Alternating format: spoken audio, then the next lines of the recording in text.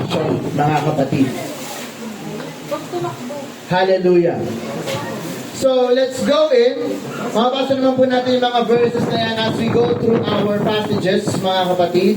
Sige, next slide po tayo.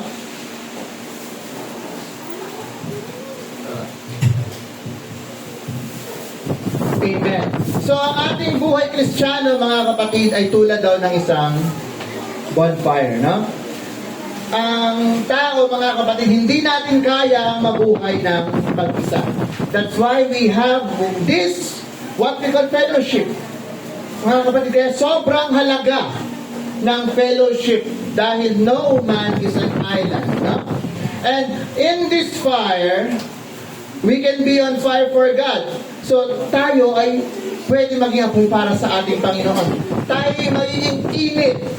Tayo ay magiging ilaw ng mundong madilim na ito. Mga kapatid, hindi lang tayo nandito, hindi lang tayo umiiral para lamang mabuhay lang. We have a purpose. We have a mission, mga kapatid. Hindi ka lang nandito, nakikinig, sumasamba dahil lang sa purpose na yan. Tayo nandito, mga kapatid, because we are being trained on how to be the role model of the world. Naintindihan po natin, mga kapatid, hindi naman tayo nandito dahil ang saya makinig, dahil ang saya mag-worship. No! We are here because we are being trained kung paano tayo gagawa sa Panginoon in the future. At bilang mga apoy, mga kapatid, dapat tayo magningas. Magningas, hindi dapat tayo nangihina. Huwag tayo kakakitaan ng panghihina, mga kapatid. Yes, darating sa buhay natin na tayo manlulupay-pay, mga kapatid, tayo manghihina. But remember, kasama mo ang Diyos. At hindi lang ang Diyos ang kasama natin, mga kapatid. Kasama mo ang mga kapatid mo. Na tayo ay magtutulungan para tayo magningas, parang uling, mga kapatid. Diba, imagine niyo ang uling, kapag tinanggal niyo ang isang uling sa isang ulingan, mamamatay. Ganon din tayong mga Kristiyano. If you isolate yourself from others, nasasabihin mo, okay na ako mag-aral ng sarili ko para sa Panginoon. Unti-unti mong pinapatay ang sarili mo. Yes, it is sufficient to live in Christ, but essential po ang fellowship. Do you agree? Everybody say amen.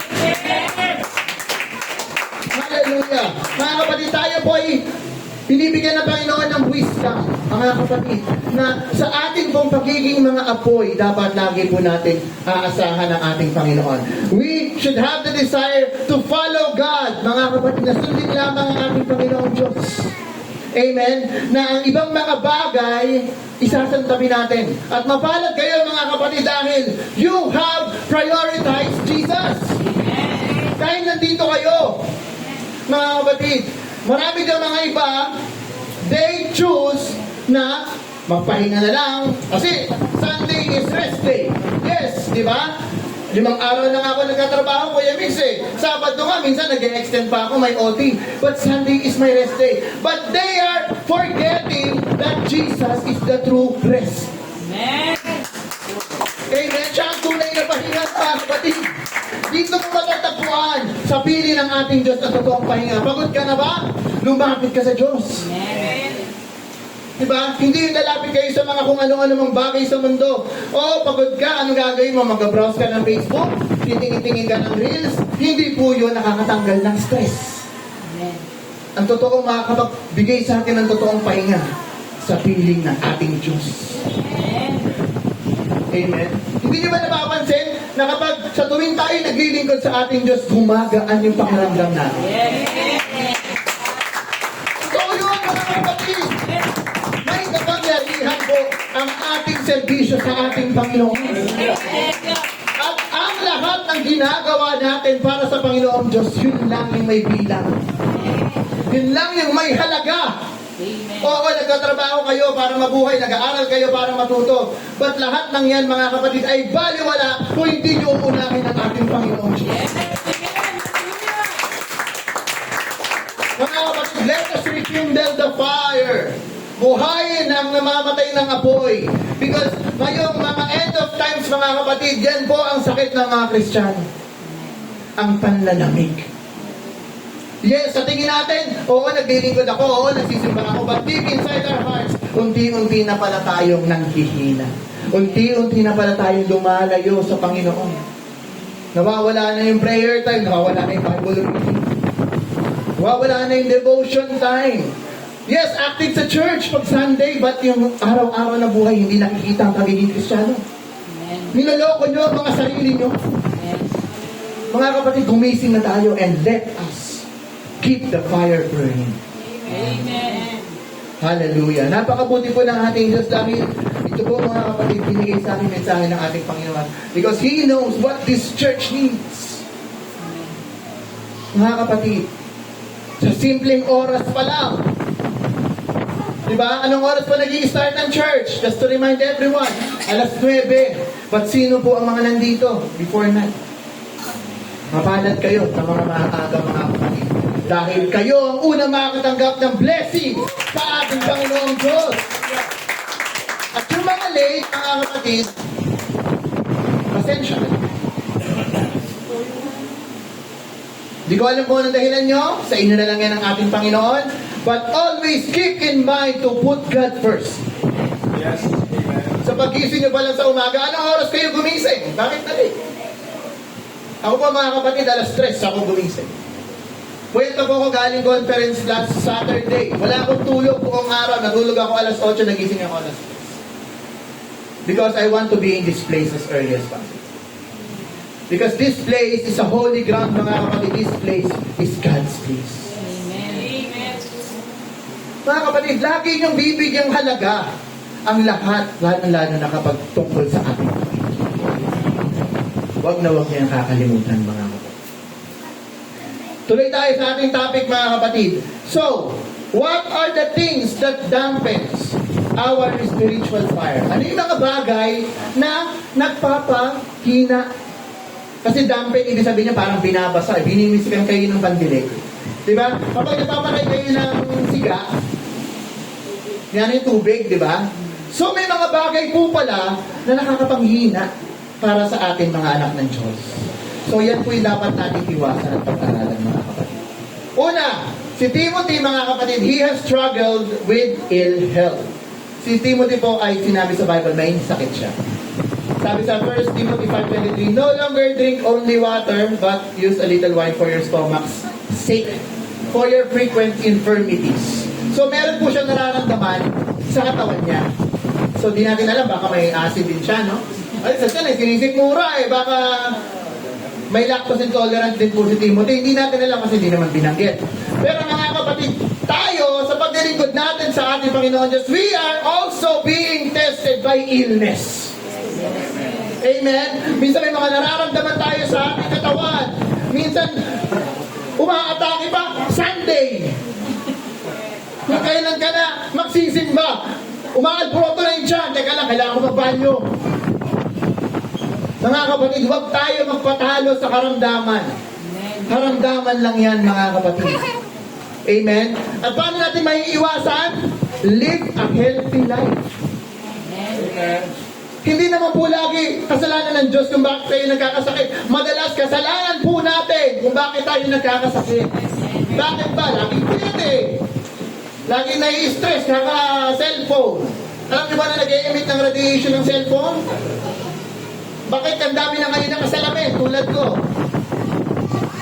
Kasi kakatutok sa monitor. Kahit mga bata, kita ko, mga nakasalamin na, wow! Bata pa lang, malabo na ang mata. Marami na po yan sa bagong henerasyon ngayon dahil lumaki, nood lang ng nood sa monitor. Pero mga kapatid, on this point, dapat we will never question God kung tayo man ay nararamdaman sa ating katawan. Madalas yan. Yan ay binigay ng Diyos upang maging paalala sa atin, mga kapatid, na dapat nating alagaan ang templong ito. Dahil ito ay templo ng Diyos, mga kapatid, yung katawan natin dapat inaalagaan, hindi pinapabayaan. Amen? Palakpakan po natin ang ating Panginoon. Kaya wag na wag po natin idadahilan sa ating Panginoon kung bakit lagi tayo nagkakasakit. Kasalanan mo yan. Diba? Wala po. Ang ating Panginoon Diyos, gusto po tayong bigyan ng good health. Pero ang gusto natin, bad. Kasi masarap ang bawal. Masarap maging masama. Yan po ang motto ng mundo. But we are Christians. We are different. Tayo holy. Pinapaging holy ng ating Panginoon Diyos. So we should act as a Christians with Him. Hindi lang sa spiritual, but in our physical life. Amen po? Amen. The next point natin dito. Ano pa ba ang nagdadampi ng spiritual fire natin? Si Timothy, mga kapatid, he is young, bata, youth, shy, pagiyakin, emotional. Sabi sa 2 Timothy 1:4, greatly desiring to see you, sabi po ni Paul yan, being mindful of your tears, that I may be filled with joy. Si Timothy po, mahina loob. Pero mga kabataan ngayon, iba na. Mga siga na. Diba? Pag-away lang ko, sige, abangan kita sa labas. Wow, ang tatapang. Matapang lang sa keyboard. Matapang lang sa keypad. Pero pagdating sa totoo, mga duwa. Ang totoong matapang mga kapatid, hindi natatakot i-proclaim ang ating Panginoong Jesus. Yun ang totoong matapang.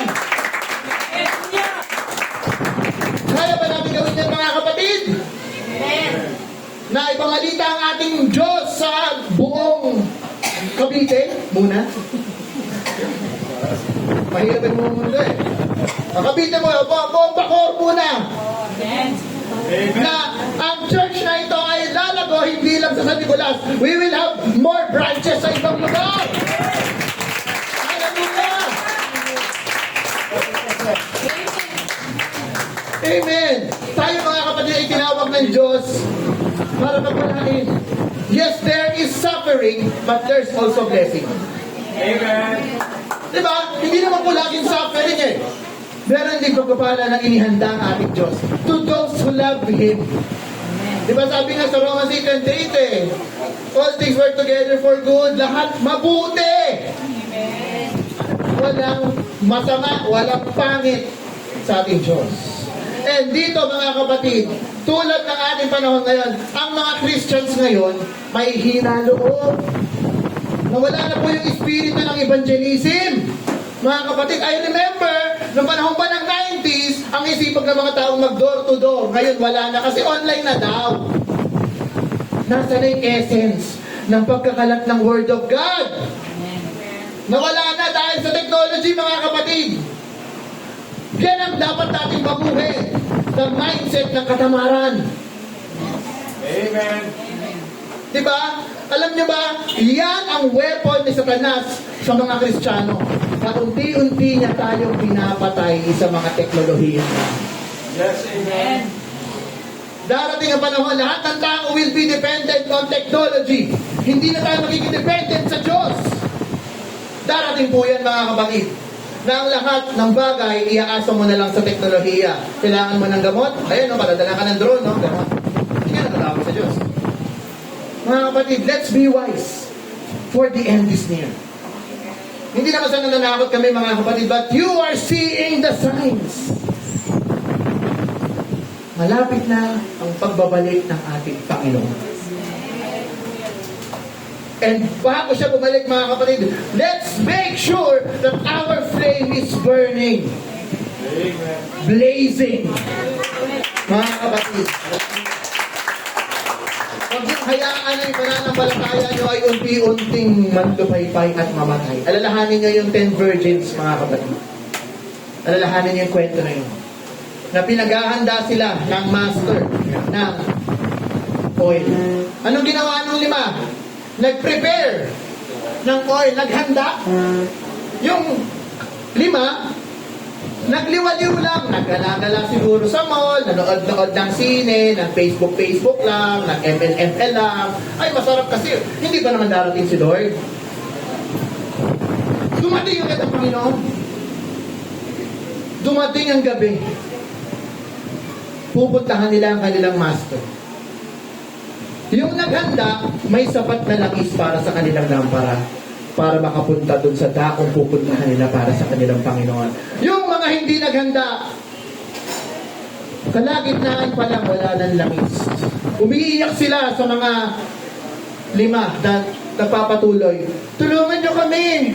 Wala na kaming langis para pagningasin yung apoy namin. Anong sabi ng 5? Ang amin ay sapat lamang hanggang sa dulo ng aming paglalakbay. Amen. You are responsible for your own! Yes. Hindi ka maliligtas ni Pastor! Hindi ka maliligtas ni Ninang Weng! Ang kaligtasan nyo sa sarili nyo na kasalanan at sa Panginoon. Amen. Hindi kayo pwede umasa sa iba na ililigtas nila kayo. Kaya maghanda. Let's keep the fire burning. Amen. Timothy encountered difficulties, maraming paghihirap, opposition while pastoring the Ephesian church. Minsan mga kapatid, sa loob pa ng church, doon pa nagkakaroon ng mga kontrabida. Sana wag mangyari sa akin yan. Diba? Kung sino pa yung kapatid mo, yun pa yung unang kumukontra sa iyo. Hindi po yun anak ng Diyos. Sugo yun ni Satanas. Tapatan na tayo dito mga kapatid. Hindi naman uso sugarcoating sa ating Panginoon. Amen. Amen. Pag ang may kasalanan, makasalanan. Hindi pwede sabihin na, ay, mahal siya ng Lord kasi sinner, ang ayaw ng Diyos yung kasalanan. Hindi! Galit ang Diyos sa makasalanan. Kasi alam mo na yung kasalanan, bakit mo ginagawa? Amen. Galit sa'yo ang Diyos. Ay kayo nagkakasama. Oo, mapagmahal ang ating Diyos, but ang ating Diyos ay isang rightful, just. Makatarungan siya. Ayaw niya ng madungis na papasok dun sa kaharian niya. Amen po mga kapatid. Kaya kung tayo mga kapatid, we are still catering sin in our heart. Ipalinis natin yun sa Panginoon. Kung may nakasalanan pa tayo, ayaw nating bitawan. Kasi enjoy pa ako Lord eh. Saka ako nabibitawan pag malapit ka nang bumalik. Paano kung bumalik na ang Diyos mamaya? Iwan ka. Lagi niyong alalahanin, ang pagbabalik ng ating Panginoong Diyos ay parang isang mata. Isang ganun lang, oh. Less than a second. Pagkalabo lahat ng kanyang mga hinirang, kasalubungin siya sa kalangitan. Ang mga may iwan, sorry na lang. You will face great tribulation dahil hindi naging tapat sa Panginoon. And many will cry out. Maging mga pastor may iwan meron. Yung mga maling motibo. Maging mga elders. Wala akong exempted dahil ang ating Panginoon, He looks at the heart. Amen. Hallelujah. Hindi mo tumitingin ng Diyos kung paano ka nagdito, paano mo pag-deliver mo. No. He looks at the motive of your service, of your ministry. Oo, naglilingkod ka, pero hindi ka naman masaya. Kasi napilitan ka lang eh. Mas maigi pang umalis ka na lang at huwag ka na lang maglingkod sa Panginoon. Amen. Kaysa niloloko mo ang sarili mo na naglilingkod ka sa Panginoon, pero hindi mo naman talaga siya mahal. Mga kapatid, marami ang tatawag sa huling panahon. Panginoon, Panginoon, nagpagaling kami sa pangalan mo. Nagpalayas kami ng demonyo sa pangalan mo, Jesus. Ano sabi ng Panginoon Diyos sa kanila? Lumayo kayo, mga hindi ko kayo nakikilala. Bakit? Ano dahilan, mga kapatid? Dahil sila naglingkod lamang sa Panginoon through their own benefit. Dahil hinahabol nila ang Panginoon dahil saan? Pagpapala, kagalingan. Ano ba? Mabuting buhay. Pero hindi nila sinusunod ang Panginoon dahil mahal nila ang Diyos. Amen. Mga kapatid, kung ganyan pa rin ang pag-iisip ko sa Panginoon, magbago ka! Hindi pa huli ang panahon. Hanggang buhay tayo, mga kapatid, mahal tayo ng ating Panginoon Diyos. Nandito na tayo, nandito ka na! Huwag ka nang umalis pa. Yes.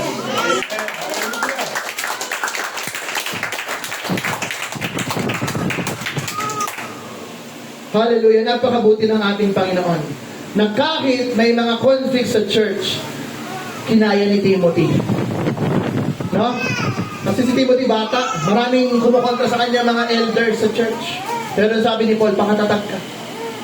Dahil, anak ka ng Diyos eh. Kung ano man ang paninira nila sa'yo, tanggapin mo. Ang ating Panginoong Jesus nga, hindi tinanggap ng bayan niya. Ano pa naman tayo? Ano pa tayo? Siyempre, may kokontra at may kokontra sa atin. Kahit sa pag-evangelize natin sa labas, di ba? Pag meron kayong mga sinisharean, ay, hindi na lang po, alam na po namin yan. Okay, ikaw na. Congratulations. Alam mo na pala eh. Pero mga kapatid, huwag tayong mapanghihinaan ng loob pag tayo ay nakaka-face ng rejection. Dahil kung kayo man ay makakapag-face ng rejection, it means that we are serving the true God. Amen. So, ibig sabihin, hindi natin hinihigitan yung master natin na siya man ay tinuligsa ng mundo, tayo rin ay sutuligsa ng mundo. Everybody shall praise the Lord. Amen. Napakabuti talaga ng ating Panginoon, no? And you know at times we all need to rekindle the spiritual fire within, mga kapatid. And nung una tayong naging Christian, it doesn't just mean sa akin yan, sa atin yan, mga kapatid. Tayo, ang init-init pa natin sa Panginoon, no? No? Nung una nakilala sa Diyos, gusto lagi umaatin ng mga gawain, gusto lagi, pag wala, ay bakit wala pa yung gawain ngayon? Dapat may gawain tayo, nakikinig ng mga worship songs. No? Pero habang tumatagal, nawawala. Naglalaylo na, no? Tinatamad na kasi yung dating ginagawa na kinasasabikan, nagiging kasanayan na lang. Amen. Kasi ang isang bagay na lagi mong ginagawa, nagiging habit. No? Pag naging habit na yan, normal na lang. Wala nang excitement. Ganyan din po yung mga nangyayari sa mga mag-asawa. Diba? Ang mag-asawa na nagliligawan pa lang, para hindi mapakuli pag hindi nakita. No? Yung isang araw pa lang na hindi mag-text. Gusto pa text nun eh. Wala pa chat nun eh, ha? Text, isang araw na hindi nag-text. Saan ka na? Tinambak ka na lang, ano? Pinlad na lang. Saan ka na? Hindi ka nasagot? Wala lang palang signal. Although, ba't lang pala? Pero na naging magkasama na, nasa loob lang ng bahay, nag-aaway pa. Diba? Ganun po yun eh. Nakakata ko? Amen. Amen! Next po. Bakit? Sa ating Panginoong Diyos, ganyan din po tayo. Nung una natin siya nakilala, nung inibig natin ang ating Diyos, napakaganda ng kulay ng mundo, no? Parang everyday gusto ko lagi ako nag-worship sa Panginoon. Then tumagalang ilang taon, 10 years, 15, 20, naging traditional Christian. Taga-attend ka na. Nakakalungkot. Kaya we need to rekindle our spiritual fire. Amen. Amen? Baka nauubusan na ng langis ang sisidlan. Dapat pagningasin ulit ang ating pananampalataya sa Panginoon. Amen! Hallelujah! So mga kapatid, dapat alalahanin nyo yung una nyong pag-ibig.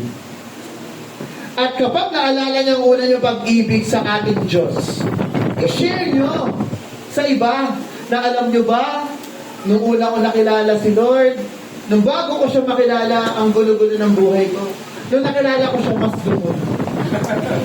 Hindi, mas humirap. Pero, may joy. May galak. Kaya, sa ating mga Kristiyano, hindi uso yung salitang depression, anxiety, stress. Hindi po yung salitang Kristiyano. At ayaw na ayaw po ng Panginoon na makikitaan ng Kristiyano na ganyan. Dahil, ano ba ang ating Diyos? Great comforter. Amen. Diba? Kahit anong bigat ng problema, ilatag mo lang sa Panginoon Diyos, kaya niyang buhatin. Amen. Kahit nga buong mundo, kaya niyang buhatin. Ano pa yung problema mo sa jowa mo? Yan ang problema ng mga kabataan ngayon eh. Hindi ako pinansin ni Crash. O kaya, kabata-bata pa lang, 12 pa lang may jowa na.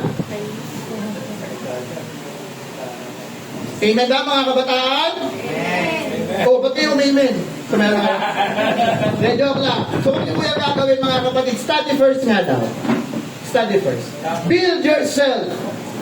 Mag-grow muna kayo kay Jesus. Ang mahalin niyo muna ngayon, ang ating Panginoong Jesus. Amen. At pagdating ng araw, pagpipili na kayo ng partner niyo sa buhay, ibibigay sa inyo yan ng Diyos. Yes. Amen. Hindi niyo na kailangan hanapin yan. Kusang darating yan sa buhay niyo. Nagising tayo kapag love ang usapan, no? Amen. Ganyan po ang ating Panginoon. Alam niya lahat ng nasa iyo. Alam niya lahat ng gusto mo. Alam niya lang lahat. Kaya, ibigin natin ang ating Panginoon. Una sa lahat. Kapag hindi natin binuhay, yan, ang apoy natin, unti-unti ang mamamatay. You know the reason ba't may mga Christians na nag-backslide? Kasi, hindi na sila active. Hindi na nila kinakausap si Lord. Ayaw nila kay Jesus. Kaya nga backslide, ayaw na nilang humarap sa ating Panginoon. Gusto nila tumalikod. At maraming form ng backsliding na merong backsliding na, alam mo na, wala sa church eh. Pero, ito ang pinaka-dangerous. Backslider by heart. Kasama natin. Pero ang puso, malayo na sa Diyos. Ang iniisip ngayon, paano kaya ako mananalo sa game ko mamaya? Paano kaya matatapos yung labahin ko? Maulan. Mga kapatid, if you're here, prioritize God.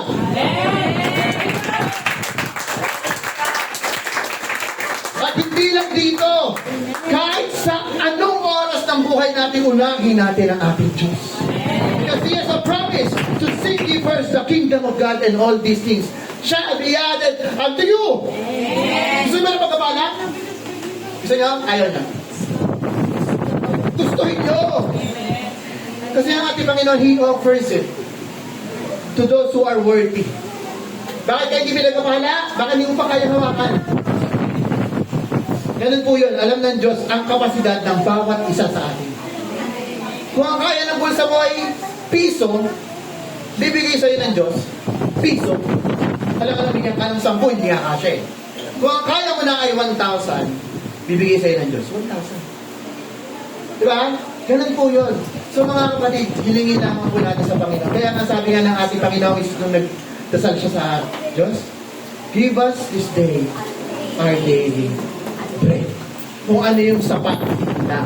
So kayo mananalangin sa ating Panginoon, hingiin nyo ang sapat lang para sa inyo.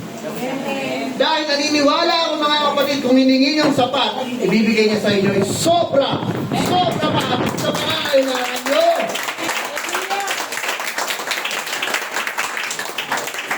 Amen. Napakabuti po ng ating Panginoon. Dahil lagi po siya napapaalala sa atin, no? Yung faith ni Timothy, genuine niya. Yung mga struggles niya, genuine din. Tapat din. Anong problema? Na hinayaan ng ating Panginoong Diyos. Ito ay para i-test si Timothy kung hanggang saan ang kakayanan niya. Kaya yung mga problema na hinaharap niyo, bigay ng Diyos yan sa atin. Tinetest kung hanggang saan ka na susuko ka ba dahil lang dyan? Aalis ka na ba sa piling ng Diyos dahil lang dyan? Lumaban tayo mga kapatid. Panghawakan nyo ang kapangyarihan ng ating Panginoon Diyos.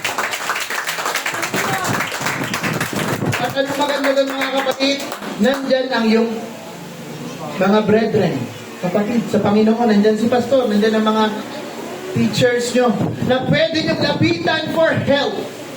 Huwag kayong nalapit sa mga hindi Kristiyano pag Kristiyano na kayo. Kasi ang ibibigay nila sa inyong advice, worldly. Diba? Ay, gusto mo makalimos sa problema, Brad? Ay, tara dito, inom tayo. Kaya pag sa Kristiyano ka lumapit, gusto mo kalimutan ng problema ko, Brad, tara, sama tayo sa youth gathering. Amen? Amen. Mga youth, dapat kayo ang pinaka-active dito. Amen. Dapat kayo ang nangunguna. Kung meron gawain, kayo dapat yung laging first. Kayo yung malalakas eh. Dahil pa kayo na matatanda. Amen. Ang mga matatanda, medyo malapit na yan graduate. na kayo mga bata, marami pa kayong lakas. Yes. Ibigay niyo yan sa Panginoon. Huwag niyong sayangin sa kung ano-ano mga bagay. Iisip ko, mag-basketball pa ako mamaya, Kuya Mix eh. Okay. Sige, paano kung sabihin natin na after nito may mga youth gathering tayo? Kaya ba? Unahin ng ating Panginoon. Amen. Mga kabataan, this is a call out for you. Kayo ang pag-asa ng church. Parang legal na, ang kabataan ay pag-asa ng bayan. Pero sa ating mga Kristiyano, kayo ang magpapatuloy ng gawain ito. Amen. Kayo magpapatayaan nyo na lang ba na mawala ang Life Gospel Apostolic Church pagdating ng panahon? No. Kasi ang mga tao dito hindi immortal. Di ba? Ang mga dating mga churches, sila ay nagpapatuloy dahil may nagmamana. Amen. Kaya kayo mga kabataan, asahan nyo na kayo ay nandito, kayo magpapatuloy nito. Sa susunod may makikita tayo mga tatayo dito, magiging teachers dito. Magiging mga pastor, magiging mga musicians, hindi na lang lagi kami. Amen po, mga kabataan? Amen. Magamit tayo sa Panginoon. Hindi nuli. Pag nagpagamit sa Panginoon, ano? Ito, mga kapatid, ito yung mga pwede natin gawin for us to overcome yung dampening, yung pagiging tuyot natin sa ating Panginoon, sa ating mga apoy. Stirring up the gift of God within. Sabi sa verse 6, therefore I remind you. So si Timothy po ang binabanggit dito. To stir up the gift of God which is in you through the laying on of my hands. Mga kapatid na lahat tayo, we have spiritual gifts. Naniniwala ako lahat kayo. Every one of us has a calling. Amen. Kung sa ngayon hindi nyo pa alam, hingin na kay Lord yung wisdom. Ano ba, Lord, ang purpose mo sa akin? Ano ang pagkakatawag mo sa akin? At naniniwala ako mga kapatid, lahat tayo dito ay tinawag ng akin.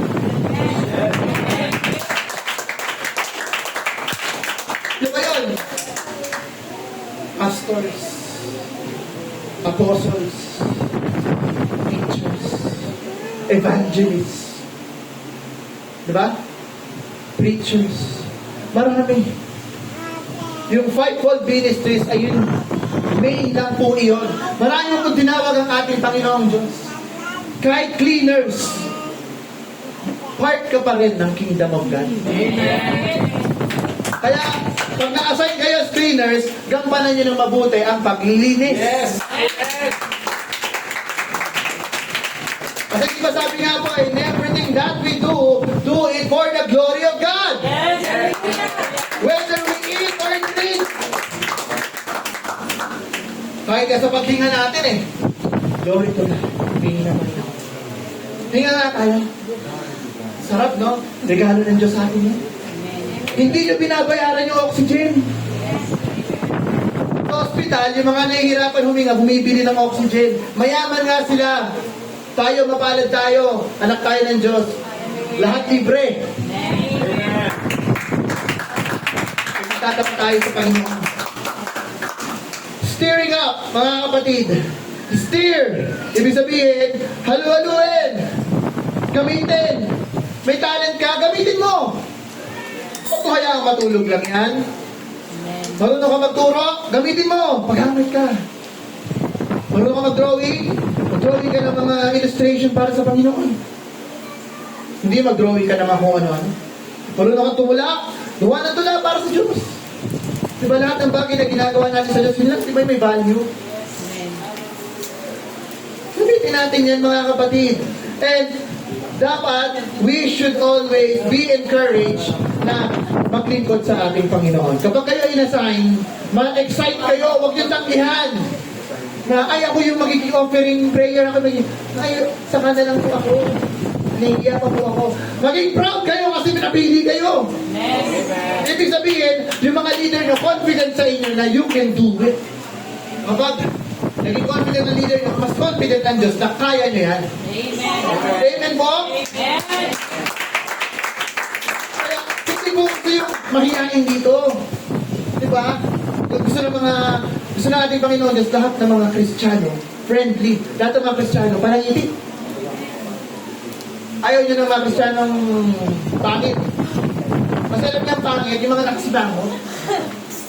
Yung mga pangit. Pag lagi nakangiti, di ba nagawa po na ganda? Di ba? Pag kasi mga ng pangit eh. Kabisangot. Sige tuloy tayo mga kapatid, no?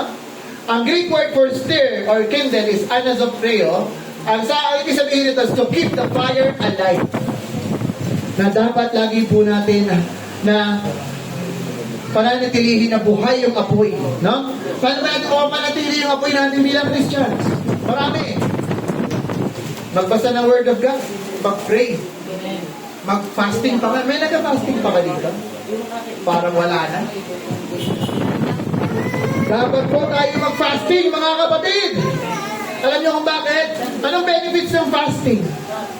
Sa medical terms, mga kapatid, kapag ikaw ay nag-fast, ang sabi sa science, yung mga cells mo na masasama, ina-absorb yan ng katawan. Yan yung ginagawa din ng pagkain. Kasi wala ka nang i-absorb eh. Wala kang pagkain. So, ang gagawin ng katawan natin kapag nag-fasting ka, yung mga bad cells, yan yung una nilang pinapatay. Kapag namatay na yung mga bad cells, pinapalitan na yun ng mga good cells. So, nagiging healthy ang katawan kapag nagpa-fast. Ganon din po in our spiritual life. If we fast, tinatanggihan natin yung ng kaaway. Pero mga kapatid, it comes with a different thing. Dati, ano bang pinagpa-fasting? Pagkain eh. Bakit? Kasi wala pa namang cellphone nung panahon. Na mga tao, ang kasalanan, gluttony. Matatakaw ang mga tao noon. Ngayon, ang mga tao ngayon, addict sa cellphone. So kung magpa-fasting tayo, walang cellphone for a day. Amen. Kaya, so, kung paaprubahan po ni Pastor, gagawa tayo ng isang event sa church. Dito po tayo lahat. Kahit kalahating araw, walang mag-cellphone. Mag-worship at mag-preserve tayo sa ating Panginoon. Gawin po natin yan mga kapatid, and your spiritual life will grow and grow. Kasi ang source ng kahinaan, temptation. Lagi tayong natitempt. Pag na-tempt na, tatama rin na maglingkod. Amen? Tulungan tayo mga kapatid. Tulungan tayo sa paglingkod natin sa ating Panginoon. Don't let discouragement put the fire out. Mga kapatid, kulang yung oras ko. Okay lang sa inyo mag-extend ako. Wala pa ako sa kalahati.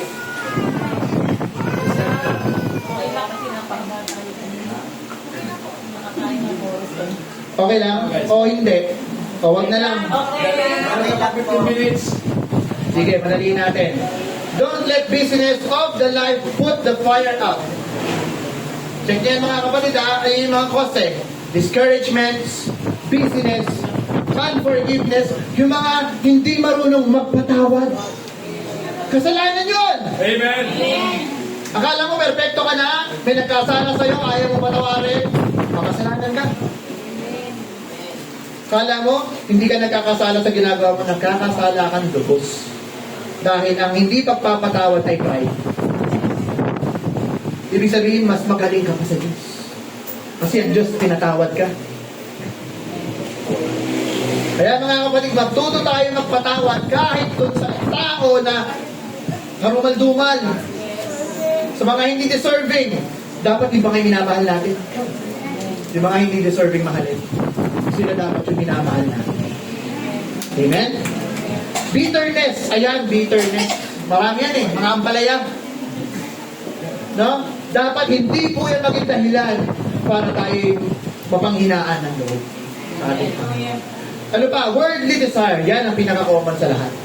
Worldly desires. Kasi, saan nga naman gamitin ang mga gadgets ng mundo, di ba? So, unahin ko na lang kaysa mag-Bible ako. Amen?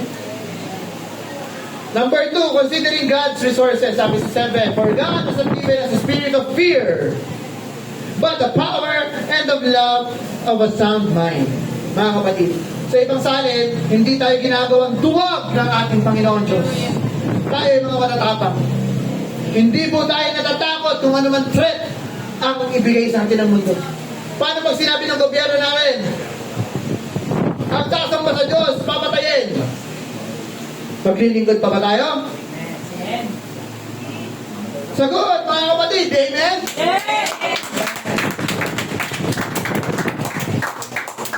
Nangyayari na po yan sa ibang bansa. Pero sa Pilipinas, papalan tayo dahil wala pang ganyan. Pero darating po ang panahon kapag ang ating Kristo lang nag-ahari sa mundong ito. Na ipagbabawal niya na ang mga kasamahan tulad nito. Pagbabasa ng Biblia. Pero anong paalala sa atin ng Panginoon? Magtiis ang iyong wakas. Dahil wala pong Kristiyano mamumuhay ng easy-easy lang. Di ba? Akala nyo, pag Christian ako, full of blessings. Kasama ko lagi si Lord, laging masaya. No. Sa piling ng ating Panginoong Diyos, there is full of suffering. Lalakad kayo, because we will enter the narrow gate, mga kapatid. Amen. At sa gate na yon, puro tinik. Mahirap ang paglalakbay pagiging Kristiyano. Walang madali sa ating buhay. Yes. Kaya wag niyong iisipin na ang dali-dali na maging Christian. No, it is impossible without God.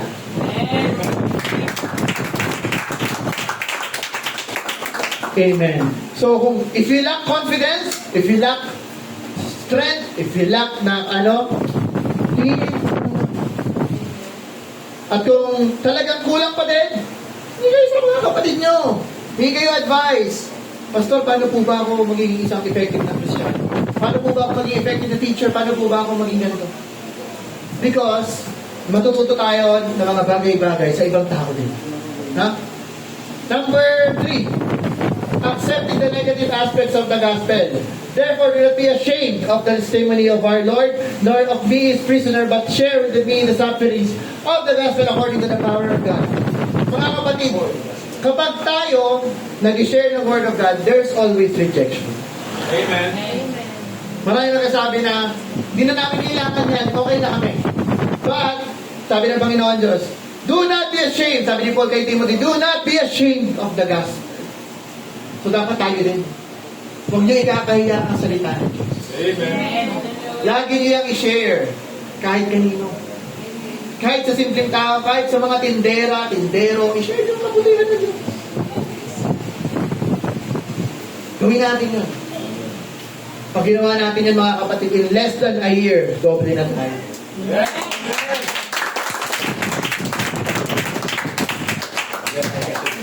Diba?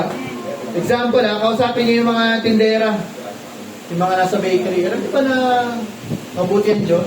May realize nila na okay yung ang mga Kristiyano na kinakaya natin. Kahit sa mga kapitbahay nyo, ipakita mo ang totoong pagiging Kristiyano.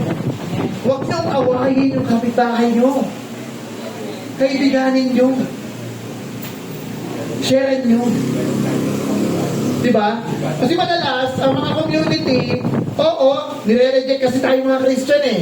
Kasi iba nga daw tayo, hindi tayo sumasama sa mga video okay nila, hindi tayo nakikipag-inuman sa kanila, but may mission tayo na dalhin natin sila sa paanan ng Diyos.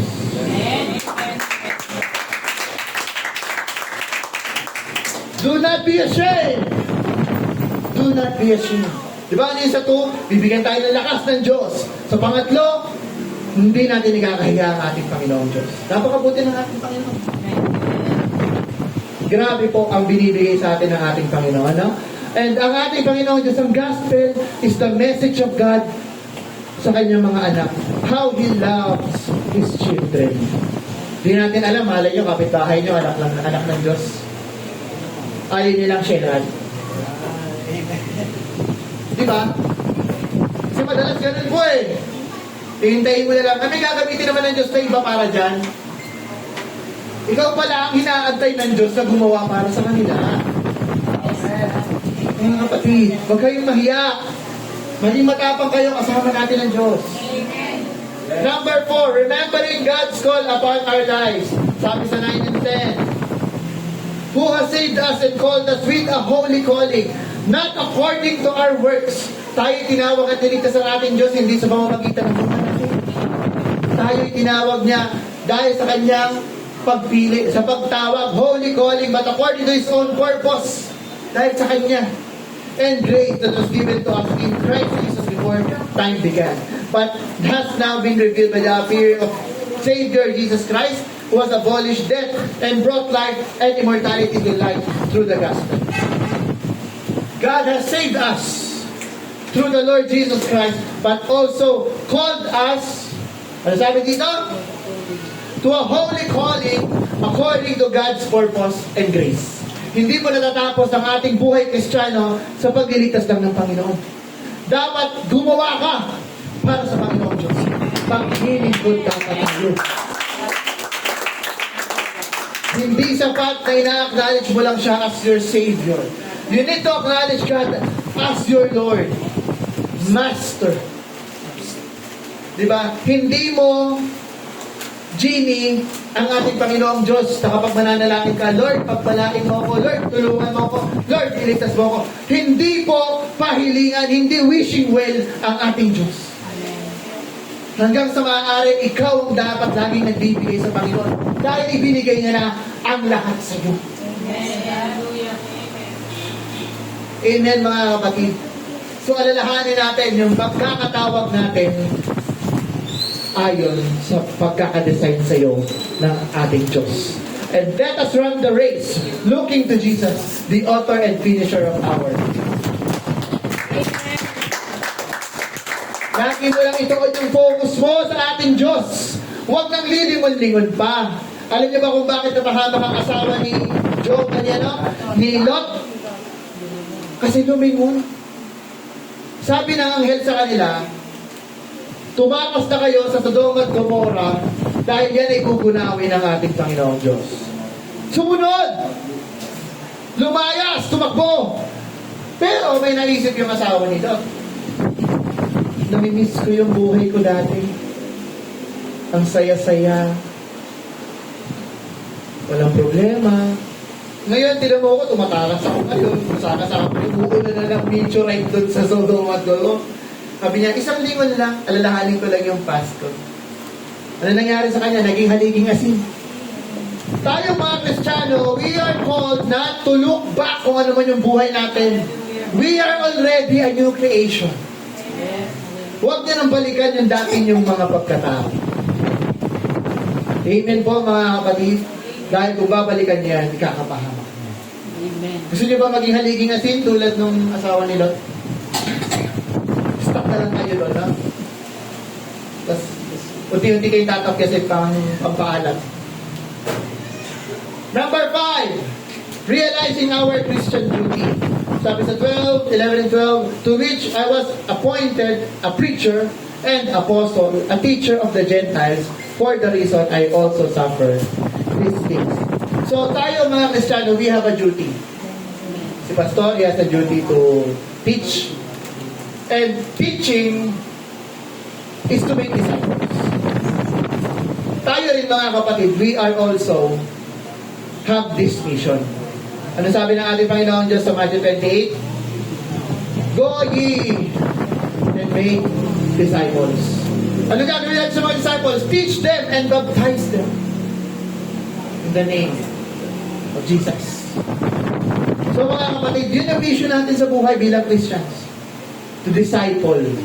Dapat kung tayo ay nagiging tapat sa ating Panginoon, dapat meron na tayong mga inaalagaan na mga kapatid natin na dinidisciple natin. Kasi doon mo makikita ang true purpose mo. Kasi pag ikaw Kristiyano ka lang, ikaw pa yung inaalagaan. Ano ka, baby? Lagi ka na lang sanggol, hindi ka na lumago. Bonjing! 20 years na sa pagiging Christian, wala man lang na-disciple. Ano yun? Diba? Magbago na tayo. Maging matalino tayo. Kung wala pa kayo na i-pray sa ating Panginoong Diyos, let's start now. Hindi pa huli ang panahon para gumawa tayo sa ating Panginoon. Gusto niyo ba dumami tayo? Dumami pa higit sa dami natin ngayon? Share the word of God. Mag-disciple kayo. Kapag na-share nyo, pag nandito na sila, alagaan nyo. Alagaan. Kasi marami na rin po ako nakita mga bumisita dito, hindi na bumalik. Anong reason? Inaalagaan. Kakalungkot. Gawin natin ang mission natin ng tama. Paglingkod tayo ng tama. Tayo. And that is our duty. Realizing na ito pala ang calling ko sa Panginoon. Amen? Malapit tayo matapos. No? Konti na lang. Konting tiis na lang. Sakto ka naman ako sa time. Ay, sobra na ba ako? Sobra na. Sorry na po. Napasarap lang sa pag-aaral ng ating Panginoon. 6. Hanggang 8 na po yan. Trusting God completely. Sabi sa 12, nevertheless, I am not ashamed, for I know that I have believed and am persuaded that He is able to keep what I have committed to Him until that day. Amen? So, hindi po dapat tayo kakitaan ng hiya. Hindi tayo kakitaan ng takot dahil we keep God's promises. Nasa dulo ng istorya natin, sa istorya ng ating Panginoong Isus sa mankind, doon tayo kasama niya sa langit. Gusto niyo ba yun? Gusto niyo yun? Kasama niya ang ating Panginoong Diyos? O ayaw niya? Baka ayaw niya sumagot eh. Gusto niyo dito na lang kayo? Dito, daming lindol, daming sakit, may influenza na, di ba? Nagharap ng influenza. Sa langit, walang karamdaman. Hindi ka na mapapagod. Walang pakalanan. Wala nang lungkot. Mga kapatid, lahat ng gusto natin, nandun na. Dito ang hirap. Diba? Magtatrabaho ka para saan? Mabayad lang ng utang. Bayad ng bills. Doon, mabubuhay kayo, maglilingkod lang, mag-worship lang, sa ating Panginoon Diyos. Kaso, ang mga makasalanan, ayaw nila nun, kasi hate nila si Jesus. Kahit ilagay, alam nyo ba, na kahit ilagay niyo yung makasalanan sa langit, kung saan sila tatanong doon, ayaw nila doon. Kasi makita nila ang ating Panginoon, si Jesus, ayaw ko dyan! Kaya dapat tayo mga Kristiyano, excited tayo lagi na humarap sa ating Panginoong Diyos. Amen! At kung haharap tayo sa ating Panginoong Diyos, let's give it our best. Look our best. Yung ating kalagayan, be our best. Bakit ko sinasabi ito mga kapatid? Ayaw ng Diyos ng putyo-putyo. Ayaw ng Diyos ng pwede na. Kaya kung tayo ay maglilingkod sa ating Panginoon, bigay mo na yung todo. Yes. Pero wag naman yung over. Di ba? Yung pupunta ka lang ng church na yung pagtodo para ka ng iling burol. Para huling buhay mo na sa earth. Yung presentable. Yan. Agree ba tayo mga kapatid? Holy and acceptable. Di ba? Wag natin alisin yung pagiging iba natin. Holy. Kasi doon tayo nakikilala. Yun yung totoong Kristiyano. Iba. Diba? Kung ang mga kabataan gusto nila naka-crop top, huwag ka mag-crop top. Kung ang kabataan gusto nila naka-jogger pants sa church, huwag ka mag-jogger pants sa church. Diba? Hindi naman sa pinibigyan ko kayo ng ine-encourage ko lang kayo. Amen. Kayo at ng Panginoong Diyos ang nakakaalam ng mga. Pero I'm just giving you an advice, mga kapatid. Always give your best to the Lord. Kaya ko lang kailangan ng short testimony lang. Kilala naman ako ng karamihan dito na kapag ako pumorma, ragged, rockstar ako eh. Gusto ko, mukha akong rockista. Naka-chucks, naka-ripped jeans, naka-t-shirt lang. Nag-church ako naman.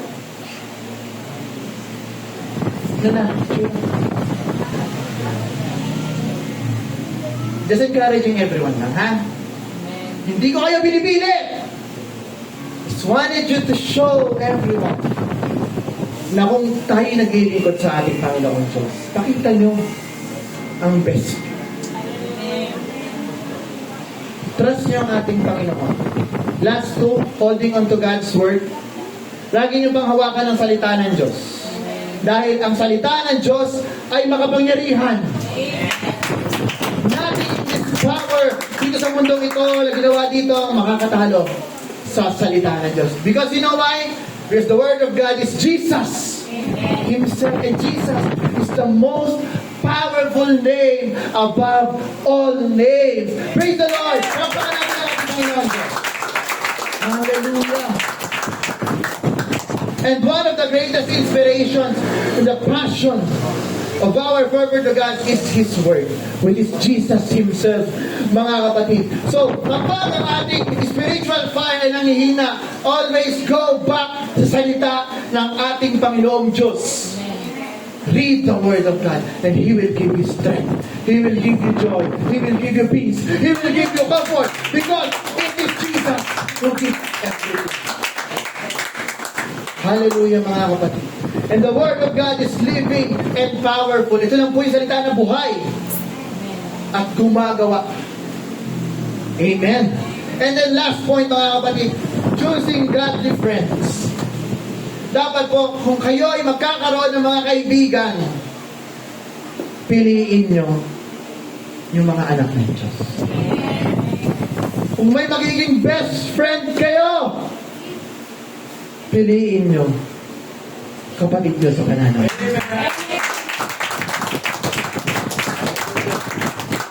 Kung hindi nyo pa sila, kung may best friend kayo na hindi pa nakakakilala sa Panginoon, pag-pray nyo, sharean nyo, huwag kayong mapagod, huwag kayong mapanghinaan ng loob na dalhin sila sa ating Panginoong Diyos. Dahil may awa ang Panginoon. Amen. Remember King Hezekiah, how he pleaded to the Lord. Si King Hezekiah, mga kapatid, he was destined to die. Oras niya na. Sinabihan ng propeta. Sabihan mo, si King Hezekiah, maganda na sila, mamamatay na siya ngayon. Ano sabi ni King Hezekiah? Sabi ng Panginoon. Hinubad niya ang kanyang pagkahari, umarap sa wall, he prayed, Lord, alalahanin mo yung mga ginawa ko para sa iyo. Yung mga paglilingkod ko na ginawa ko sa iyo. And the Lord heard his prayer, mga kapatid. Anong ginawa? Pinabalik ang propeta. Sabihan mo ang Haring Hezekiah, meron pa siyang additional 15 years sa buhay niya.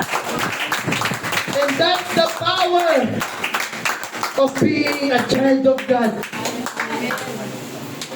Kaya nga may prayer. Kaya nga pray. Ask in the name of Jesus. Ask and you shall be given. Seek and you shall find. Knock and it shall be opened, mga kapatid. There's nothing impossible sa ating Panginoon Diyos.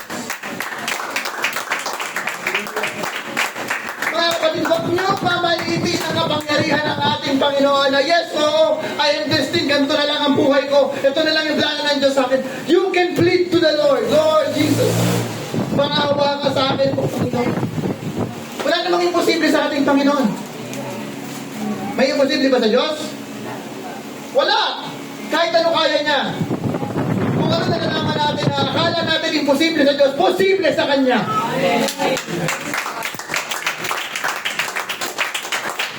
Mga kapatid, marami ba tayong dapat malaman sa ating Panginoon? Malalaman natin yan sa pag-aaral, sa pagbabasa, sa pakikinig natin ng mga salita. Kaya ugaliin natin, mga kapatid, to always seek God above everything else. At kung kayo, mga kapatid, hanapin nyo lagi ang mga kapatid nyo na magpapalakas sa inyo. I-close nyo sila. Maging sanggang dikit kayo. Huwag yung, pag may nakita kayong active na kapatid nyo, parang naiirita kayo, ano ba yun? Ang active naman yung pabida. Hindi po yun ganon. Pag may nakikita kayong kapatid na ginagamit ng ating Panginoong Diyos, hangarin nyo rin na kayo rin. Huwag niyong kaingitan ng kapatid nyo. Ayusin ang mga sarili nyo. Kasi minsan, akala natin sila ang may problema. Totoo. tayo ang may problema. Diba? So the more na we look to other people's mistake, the more na tumataas yung ego natin. Sabi nga sa Bible, lagi mo nakikita ang kamalian ng iyong kapatid. Tingnan mo rin ang iyong mga mata. Baka yung nakapuwing na sa'yo isang malaking troso na. Mga kapatid, hindi uso sa church na ito ang silipan. Hindi uso sa simbahan ito ang siraan. Dapat ang mga tao ng simbahan nagmamahal.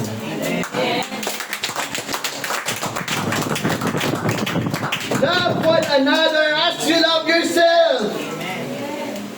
And love the Lord your God with all your heart and all your soul and all your mind and all your understanding.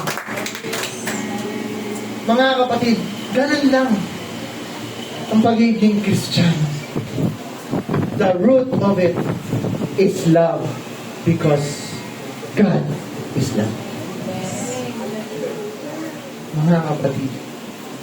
And lagi natin alalahanan sa ating napag-aralan, we need to stir up the gift of God within, gamitin kung ano man ang ibinigay sa iyo ng Diyos.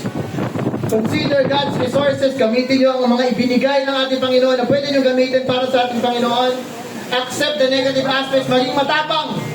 Huwag ikahiya ang pangalan ng Panginoong Jesus.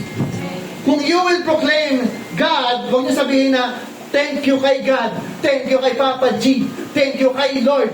Magpasalamat kayo kay Jesus! Anong nakakahiya sa Jesus? Pinaka-powerful yan! Amen. And nothing will go against us if we proclaim the name of Jesus. Remember God's call upon our lives. We are called for a purpose, mga kapatid. Hindi lang kayo tinawag para umupo dyan. Pray to God, ipakita sa inyo kung ano ang purpose niyo. Hindi nyo alam, kayo pala ay magiging pastor. Hindi nyo alam, kayo pala ay magiging ebanghelista. Nagkakamitin kayo ng ating Panginoong Diyos sa kaharian niya at tatanggap kayo ng maraming reward doon sa kalangitan. Gusto nyo ba yun? Rewards. Di ba lahat naman gusto ng reward? Ang lahat ng rewards na tinatatanggapin natin, hindi dito sa lupa, doon sa kabilang buhay, mga kapatid. Last, realize our Christian duty. Meron tayong kampanin. Need to trust God. Kung may pagtitiwalaan kayo, ang ating Panginoon Diyos lang. Hold fast to God's Word. Lagi niyong pangahawakan ang salita ng Diyos because the Word of God is Jesus Himself. And lastly, choose godly friends. Magsama-sama tayo, mga kapatid. At ngayong umagang ito, inaanyayahan ko ang lahat. Pasiyasat mo ang puso mo sa ating Panginoon. Kung ikaw ay kinoconvict ng ating Panginoon Diyos to talk to Him right now, this is the time, mga kapatid. The altar is open. Hallelujah. Pwede na po kayong tumayo, mga kapatid.